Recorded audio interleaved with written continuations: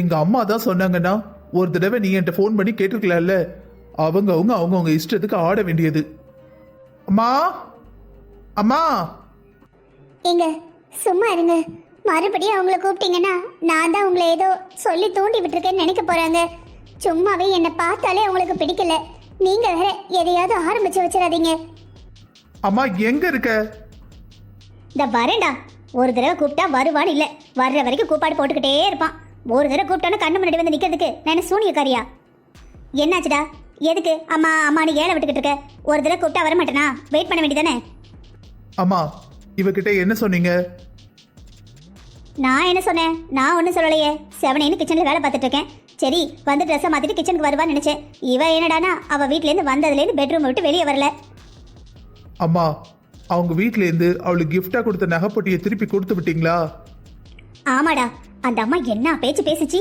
சும்மா சும்மா கிஃப்ட்னு வைரத்தில் கொடுக்கேன், தங்கத்தில் கொடுக்கேன். நம்ம அவங்ககிட்ட கேட்டோமா? ஏதோ நம்ம வீட்டில் இல்லாத மாதிரி அவங்க கொண்டு வந்து போடுற மாதிரி.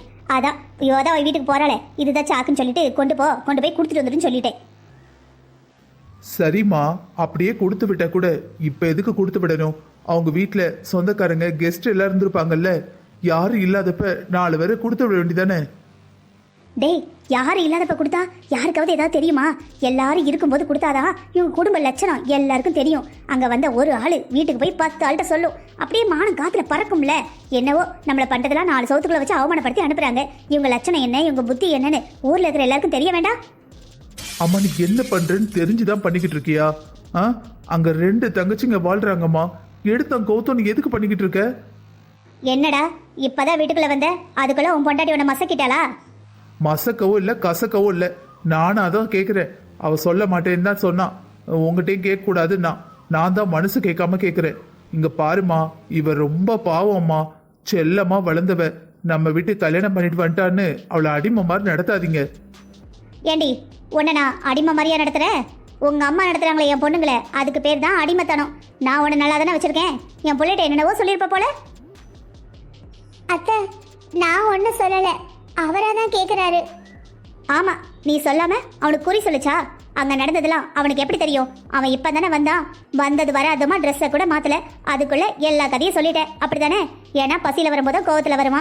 4 வளமையை சொன்னா எனக்கு அவனுக்கு சண்டை வரும். அதானே உன் எண்ணம்? சந்தோஷமா மனசு குளிர்ந்து போச்சா? ஆனா இந்த பொண்ணுங்க எப்பா அப்பாவி மாதிரி உள்ள வராங்க. நைஸா புருஷங்கிட்ட மாமியார போட்டு விட்டுறாங்க. அப்புறம் எதுவுமே தெரியாத மாதிரி நாடகம் போட வேண்டியது. அத்தை என்னைக்குமே உங்க பிள்ளைக்கு உங்களுக்கு இடையில நான் வந்ததே இல்லை அத்தை. உங்களை பத்தி உங்க பிள்ளைகிட்ட எந்த குறையும் சொன்னதில்லை. அம்மா அவளை பத்தி தெரியாதா? அவெல்லாம் ஒன்னும் சொல்லல. நான் தான் மனசு கேட்காம கேட்குறேன். பாவம்மாவா. டேய் நீ பேசலடா, அவ சொல்லி கொடுத்தத நீ பேசுற. உன்னை நல்லா மயக்கி வச்சிருக்கா. அவ பேசினா வாய் வலிக்கும்னு நீ பேசுற, அவ்வளவுதான் வித்தியாசம். அவ என்ன சொல்லி கொடுக்கறாளோ அது நல்லாவே ஒப்பிக்கிறடா. இதோ பாருமா, நம்ம குடும்பத்துக்குள்ள நடக்கிற சண்டைக்கும் அவளுக்கும் எந்த சம்பந்தமும் கிடையாது. முதல்ல தங்கச்சிங்க பிரச்சனை என்னோட பிரச்சனைன்னு ஒவ்வொன்னையும் தனித்தனியா பார்க்க ஆரம்பி. எல்லாத்தையும் ஒன்னா போட்டு குழப்பாது. 1க்கு 3 கல்யாணம் பண்ணியிருக்கோம். அப்ப மூத்தவ வீட்டுல ஏதாவது பிரச்சனை வந்ததுன்னா நானும் சண்டை போடணுமா? இப்ப என்னடா சொல்ல வர? அப்ப என் பொண்ணுங்க வீட்டுல என்ன சண்டை நடந்தாலும், இவ ஆத்தக்காரி என் பொண்ணுங்களை என்ன பேசினாலும் நீ கேட்க மாட்டே, நானும் கேட்க கூடாது. இந்த மகாராணிய கேட்கவே கூடாது, அப்படித்தானே? அம்மா நீங்க கேட்க கூடாதுன்னு நான் சொல்லலம்மா. கேட்கறதுக்கும் ஒரு முறை இருக்குன்னு சொல்றேன். நீங்க பேசுறதெல்லாம் எனக்கே கோவம் வருமா? எங்க அம்மா பேசுறாங்களே, திருப்பி நீ பேசினா என்னன்னு கேட்டா பாவம் வயசானவங்க, அவங்க பேசிட்டு போட்டோம், என்ன பேசாம யார பேசுவாங்கன்னு கேட்பா. ஆனா நீங்க என்னடான்னா எப்ப பார்த்தாலும் அவளையே குறை சொல்லிட்டு இருக்கீங்க. அப்படியா? அப்படி பேசினாதானே நீ நல்லவா? என் பொண்டாட்டி நாளும் தெரிஞ்சவா, எங்க அம்மா தான் குடும்பக்காரி, என் பொண்டாட்டி எவ்வளவு பொறுமைசாலி நினைப்ப. அதுக்கு தான் அந்த படம் போடுதா.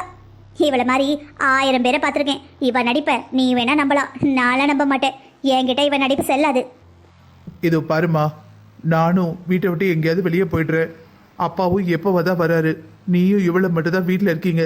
எப்போ பார்த்தாலும் இவளை முறைச்சிக்கிட்டு திட்டிக்கிட்டே இருந்தா நல்லாவா இருக்கும்? ஒரு டைம் 2 டைம் கேட்பா. எல்லா டைமும் கேட்டுக்கிட்டே இருந்தேன்னா என்னமா அர்த்தம்? அவங்க வீட்டில் இல்லை மற்ற இடத்துல நடக்க பிரச்சனையை கொண்டு வந்து இவ தலையில போட்டுனா இவ பாவம் இல்லாமா? இவ என்னதான் பண்ணுவா சொல்லுங்க? ஏண்டா ஊர் உலகத்துல எந்த மாமியாரும் மருமகளை பேசினதே இல்லையா? பேசுவாங்கம்மா, யார் பேச மாட்டான்னா? ஆனா நீங்க இருக்கீங்களே, எங்க கோவத்தை காட்டணுமோ அங்க காட்ட மாட்டேங்கிறீங்க. உங்களால எங்க கோவத்தை காட்ட முடியலையோ அந்த கோபத்தை கொண்டு வந்து இவ மேல காட்டுறீங்க. இது ரொம்ப தப்புமா.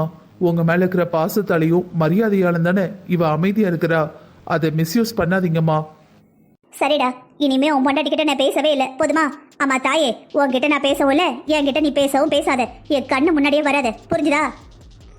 அத்தை, என்ன அத்தை, என் மேலே எது கோவப்படுறீங்க? உங்களுக்கு கோவம்னா என் மேலே காட்டுங்க அத்தை, எனக்கு பிரச்சனை இல்லை. ஆமாம் ஆமாம், உனக்கு என்னதான் பிரச்சனை? எவ்வளோ திட்டுனாலும் கல்லூரி மங்கி மாதிரி கேட்டுக்கிட்டே இருப்பேன். அப்புறம் என் பிள்ளை வந்து நான் 1க்கு 10 தூண்டி விட்டுருவேன். இங்க பாருங்கம்மா, அவ நீங்க பேசுறதை கேட்டுக்கிட்டே இருக்காங்கிறதுனால பேசி பேசி அவ மனசை உடைச்சிடாதீங்கம்மா. அவ உடைஞ்சு போயிட்டா குடும்பம் உடைஞ்சு போயிடும், புரிஞ்சுக்கோங்க. இப்போ என்னடா சொல்ல வர? எனக்கு எந்த கோவம் இருந்தாலும் நான் எதுவும் பேசக்கூடாது, கையாளத்தனமா வாயும் கையும் மூடிக்கிட்டு இருக்கணும், அதானே? இங்க பாருங்கம்மா, குடும்பம் பெருசாக பெருசாக சின்ன சின்ன பிரச்சனையே பெருசாக்க கூடாது. பெருசாக்குனா குடும்பமே இருக்காது. உங்களுக்கு புரியும் நினைக்கிறேன். நீங்க தான் எனக்கு புத்திமதி சொல்லணும், நான் உங்களுக்கு சொல்லக்கூடாது. புரிஞ்சு நடந்துக்கோங்க. டேய், உன் பொண்டாட்டி முன்னாடி என்ன இப்படி பேசிட்டல? உன்னை எப்படியெல்லாம் வளர்த்தேன், ஒரு மரியாதை இருக்கா? இவன் முன்னாடி பேசிட்டியே, நாளைக்கு வேணா மதிப்பாளா? எல்லாம் இந்த அலை எழுத்து. சந்தோஷமா இருடி, மனசெரிஞ்சு சொல்றேன், நீ நல்லாவே இருக்க மாட்டே. அம்மா மன்னிச்சுக்கோப்பா, மன்னிச்சுக்கோ.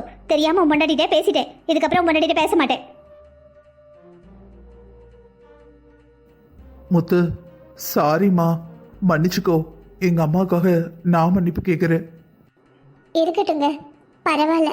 அத்தை தானே பேசினாங்க. என்னடா அத்தை நம்மளை இப்படி கொடுமைப்படுத்துறாங்களே, நம்ம புருஷன் சப்போர்ட்டா இல்லையேன்னு வருத்தப்படுறியாம்மா? இல்லைங்க, உங்களால் எவ்வளோ சப்போர்ட் பண்ண முடியுமோ அவ்வளோ பண்ணிட்டீங்க. எனக்கு புரியுது, எனக்கு உங்கள் மேலே நம்பிக்கை இருக்குங்க. கண்டிப்பாக நீங்கள் எனக்கு தேவையானதை வாங்கி தருவீங்க. அத்தை சொன்னது சரிதாங்க. கல்யாணத்துக்கு அப்புறம் சும்மா சும்மா அதை கொடுக்குறேன் இதை கொடுக்குறேன்னு கொடுத்துட்டு எங்கள் அம்மா நிறைய பேசுகிறாங்க. எனக்கு பெருமை நான் உங்கள் பொண்டாட்டிங்கிறதுல தான். நாளைக்கு நம்ம பிறக்க போகிற பிள்ளையும் இப்படி தானே அவமானப்படுத்துவாங்க. நல்ல வேலை, நம்ம குழந்தை பிறக்கிறதுக்கு முன்னாடியே இதெல்லாம் நடந்துடுச்சு. நான் அவமானப்பட்ட மாதிரி நம்ம புள்ள அவமானப்பட வேண்டாம். இருந்தாலும் எங்க அம்மா பண்ணது ரொம்ப ஓவர் தான். இதுக்கப்புறம் ஏதாவது வாங்காம இருன்னு சொல்ல வேண்டியதானே? எதுக்கு எல்லாரும் முன்னாடி கொடுத்து விடணும்? அவளை வெறும் பார்த்துருப்பாங்க. அதை நினைச்சாதான் கவலையா இருக்கு. சரிங்க, விடுங்க. எல்லாம் நல்லதுக்கு தானே எடுத்துக்கணும். நீங்கள் உங்களுக்கு எனக்கு நம்ம பிள்ளைக்குன்னு சேர்ந்து ஒழைங்க. உங்கள் கூட நான் இருக்கிறேன். அவங்க போட்ட எதுவுமே வேணாங்க.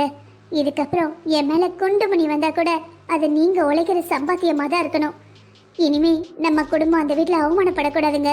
நான் அவமானப்பட விட மாட்டேன். உன் குணத்துக்கு நீ நல்லா இருக்கணும் முத்து. எங்க இருந்தாலும் நல்லா இருப்ப.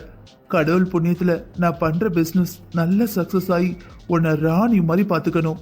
உன் அண்ணங்க உன்னை எப்படி பார்த்துக்கிட்டாங்களோ அதை விட 2 மடங்கா. அதுதான் என்னோட ஆசை. கண்டிப்பா உங்களால முடியுங்க. நான் உங்களை நம்புறேன். என் வாழ்க்கையில எனக்கு கிடைச்ச ரொம்ப பெரிய கிஃப்ட் நீதான் முத்து. உன்னை தவிர எனக்கு என் லைஃப்ல அந்த அளவுக்கு பெருசா கடவுள் எதையும் கொடுத்ததில்ல. நீ மட்டும் போதும். இனிமே டே அண்ட் நைட் பார்க்காம உழைச்சு உன்னை ராணி மாதிரி வாழ வைக்கிறது தான் என்னோட ஒரே ஆசை, ஒரே லட்சியம். என்னங்க, ஒரு விஷயத்துல நான் ரொம்ப தெளிவா இருக்கேன். எவ்வளவு சண்டை வந்தாலும் நம்ம குடும்பம் பிரியக்கூடாதுங்க. குறிப்பா நம்ம 2 பேருக்குள்ளேயும் எந்த பிரச்சனையும் வரவிடக்கூடாது, யாரையும் வரவிடக்கூடாது. சரியா சொன்ன. நானும் நம்ம 2 பேருக்கு இடையில யாரையும் வரவும் விட மாட்டேன். நம்ம 2 பேருக்குள்ள எந்த பிரச்சனையும் வர விட மாட்டேன். வாங்க வாங்க, என்ன சொல்ல வந்துட்டீங்க? ஒரு நிமிஷம் இருங்க. சுப்லட்சுமி, யார் வந்திருக்காரு பாரு. வாங்க மாமா. அத்தையை மட்டும் அனுப்பிட்டு உங்களை ஆளை காணவே நினைச்சேன். நல்ல வேலை, சீக்கிரமா வந்துட்டீங்க. என்ன மாமா, ஃபங்க்ஷன்லாம் முடிஞ்சதுக்கு அப்புறம் வந்திருக்கீங்க? அது ஒன்றும் இல்லை, ஊரில் தோட்டம் துறவுன்னு சொத்து பத்தில் ஏகப்பட்ட பிரச்சனை. ரொம்ப நாள் பார்க்காம இருந்துட்டோமா, அது நிறைய பேர் ஆக்கிரமிச்சிருப்பாங்க. எந்த இடத்துலேருந்து ஆரம்பிக்குதுன்னு தெரியல. ஒருத்தன் போய் கேட்டோம்னா அவன் என் இடம் இவ்வளோ இருக்கு, 3 சென்ட் இருக்கு பாருங்க. அடுத்தவன்ட்ட போய் கேட்டால் இவன் இடத்துக்கு அப்புறம் 4 சென்ட் எனக்கு இருக்கு, அந்த 4 சென்ட் நான் பிடிச்சிருக்கேங்க.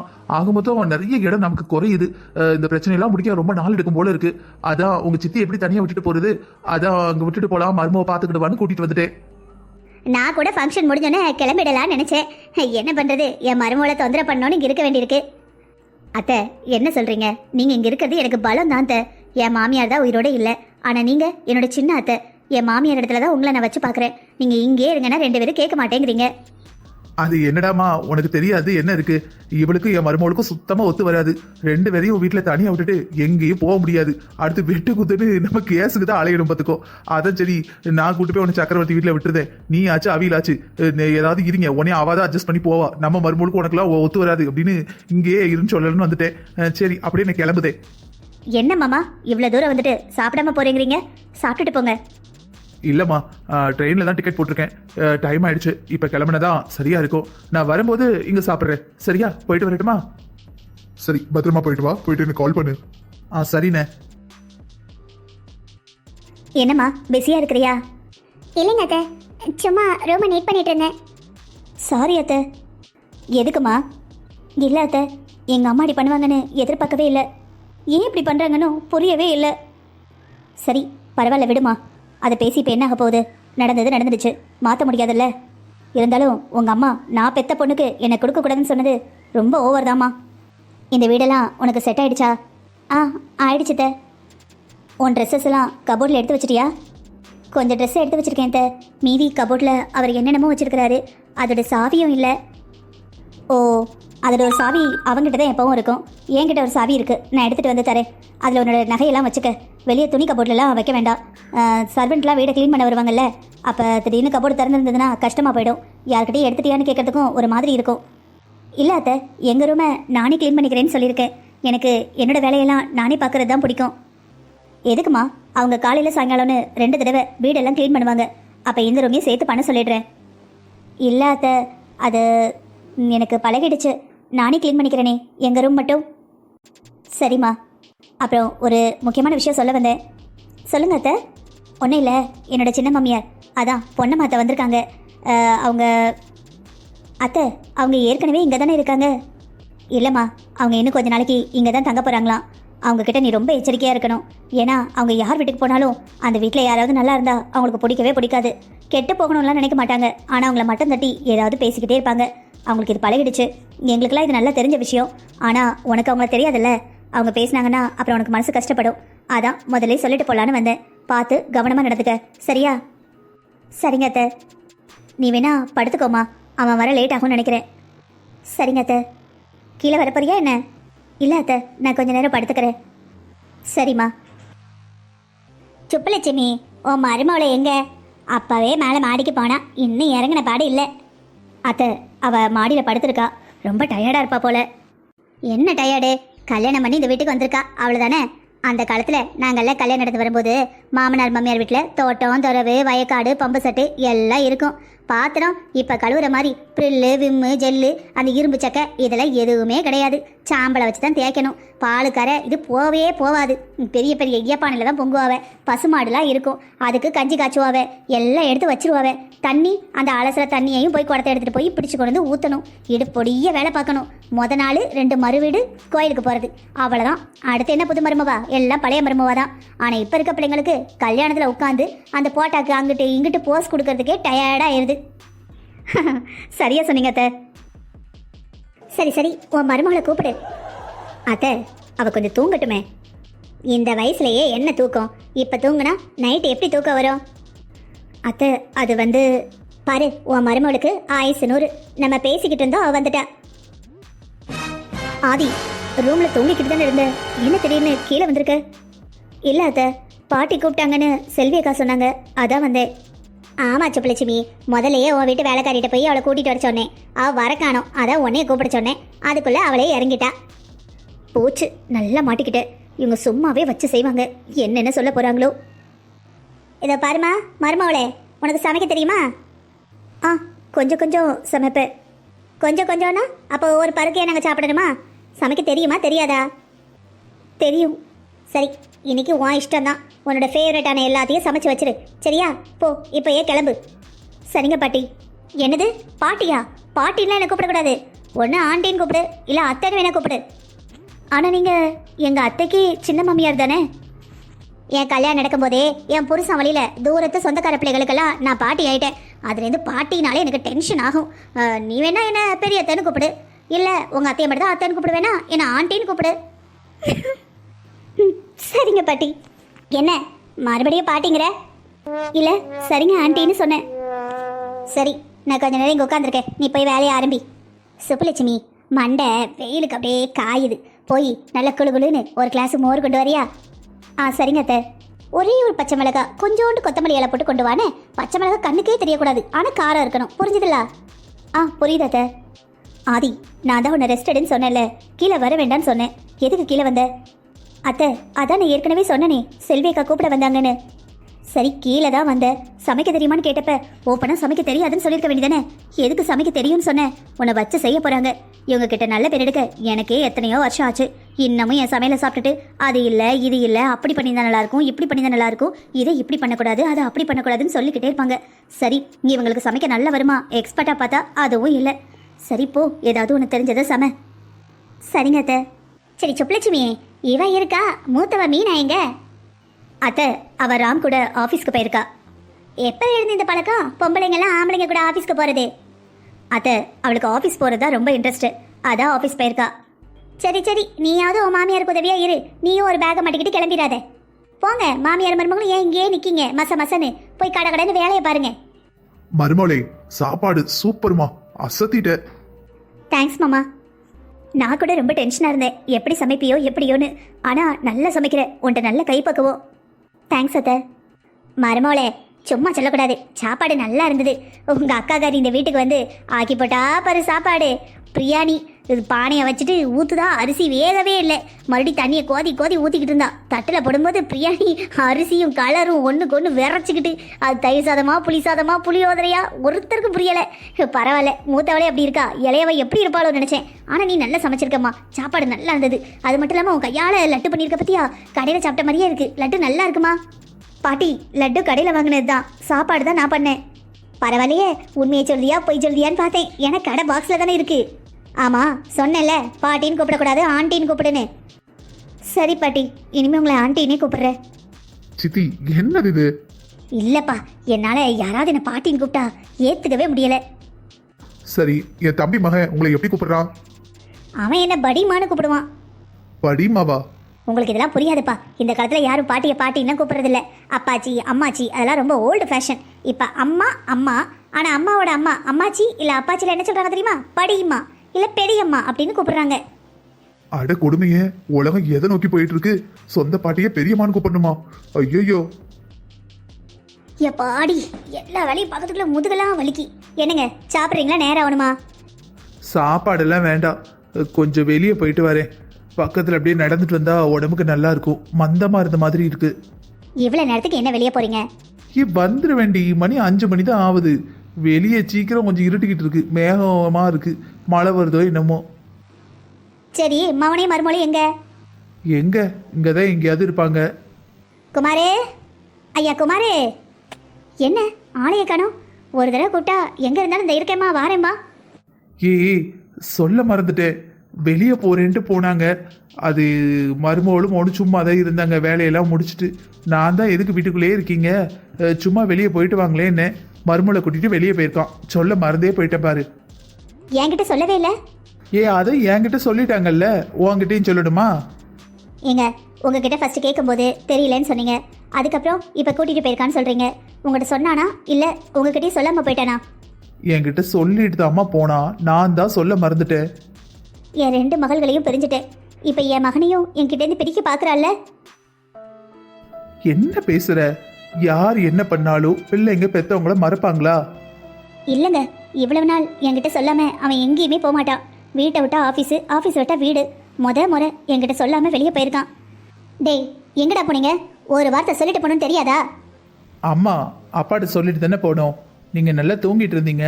சரி, எதுக்கு எழுப்பிடணும்னு அப்பா கிட்ட சொல்லிட்டு கிளம்பிட்டோம். இதோ பாருடா, மற்றவங்க எப்படியோ எனக்கு தெரியாது, ஆனால் நம்ம வீட்டில் நீங்கள் எங்கே போனாலும் என்கிட்ட சொல்லிட்டு போகணும். இந்த மாதிரி புதுசான பழக்கம்லாம் நம்ம வீட்டுக்குள்ளே வரக்கூடாது, புரிஞ்சுதா? சரிம்மா. அவ கையில் என்ன பையி? அது ஒன்றும் இல்லைம்மா, அவளுக்கு சில ட்ரெஸ்ஸஸ்க்கு மேட்சாக கொஞ்சம் ஜுவல்ஸு, அப்புறம் இந்த அலங்கார பொருள் அது இது வேணும்னா அதான் வெளியே கூட்டிகிட்டு போயிட்டு வந்தேன். எதுக்குடா? ஏற்கனவே அலமாரி ஃபுல்லாக அந்த ஹேர் பேண்டு, பொட்டு, லிப்ஸ்டிக்கு, கண்மை தான். ஒரு ஆளுக்கு ஒரு கண்மை காணாதா? 4 கண்மை இருக்கு. லிப்ஸ்டிக்ல 10 கலர் வச்சிருக்கா. 10 கலரும் போடவா போறா? சிவப்பு, அரக்கு, ரோஸு, இந்த 3 தான் போடுதா. நகைப்பாலிசு கேட்கவே வேண்டாம். நீ கல்யாணம் நடந்து இப்போ வந்ததுலேருந்து அந்த ரூம் ஃபுல்லாக அலங்கார பொருள் தான். எனக்கு வயிறெல்லாம் எரியுது. எவ்வளோ காசை வீணா செலவு பண்ணுறீங்க? எதுக்கு இப்படி செலவு பண்ணணும்? 10 ரூபாவாக இருந்தாலும் சிக்கனமாக சேர்த்து வைக்கணும். பணத்தை செலவழிக்கிறது ரொம்ப ஈஸி, சேர்த்து வைக்கிறது தான் கஷ்டம். சரி, இதெல்லாம் எங்கே வாங்குனீங்க? அது நம்ம தெரு ஓரத்தில் இருக்கலாமா? பொன்னுச்சாமி அண்ணன் கடை, அங்கே தான் வாங்கணுமா? அவங்க கடை தானே, பரவாயில்ல, கொண்டு போய் கொடுத்துட்டு பணத்தை வாங்கிட்டு வா. அத்தை, இதை போய் எப்படி திருப்பி கொடுக்க முடியும்? ஏன் கொடுக்க முடியாது? இது என்ன காய்கறியா பழமா? அழுகி போயிட்டுன்னு சொல்ல. அலங்கார பொருள் தானே, போய் கொடுங்க. எவ்வளோ செலவு பண்ணீங்க? அம்மா 6000 ரூபாய் ஆச்சுமா. கேட்டிங்களா? கேளுங்க, 6000 ரூபாய்க்கு அலங்கார பொருளாம். வள்ளி, கொஞ்சம் சும்மா இரு. என்ன சும்மா இருக்கணும்? இவ வீட்டில் இந்த மாதிரி ஊதாரி மாதிரி செலவு பண்ணுவா. அதுக்கு நம்ம வீட்டில் கட்டியா வச்சிருக்கோம். வர்ற வருமானத்தை சேர்த்து வச்சாதான் நாளை பின்ன ஏதாவது அவசரம்னா யூஸ் பண்ண முடியும். இருக்கும்போதே இப்படி காலி பண்ணா நாளைக்கு எங்கே போகிறது? யாருக்கிட்டையாவது போய் பிச்சை தான் எடுக்கணும். அத்தை, நான் வெளியே வரலன்னு தான் சொன்னேன். உங்கள் புள்ள தான் வா போலான்னு கூட்டிகிட்டு போனாரு. இந்த பொருள்லாம் கூட நான் வேணும்னு சொல்லலை, அவரே தான் வாங்கி கொடுத்தாரு. பொருளெல்லாம் நீ செலக்ட் பண்ணியா, அவன் செலக்ட் பண்ணானா? நான் தான் அதை செலக்ட் பண்ணேன். பின்ன அவன் தான் எடுத்தாங்கிற? நீ செலக்ட் பண்ணதுனால தானே அவன் பே பண்ணியிருப்பான். ஆமாம் அத்தை. இன்னொரு தடவை என்கிட்ட சொல்லாம இந்த வீட்டோட நடபடி தாண்டக்கூடாது. ஏதாவது வாங்குறதா இருந்தாலும் என்கிட்ட சொல்லிட்டு போகணும், இன்னும் வாங்க போறோன்னு. புரிஞ்சுதா? மா, நீங்க என்ன கிண்டல் பண்றீங்களா?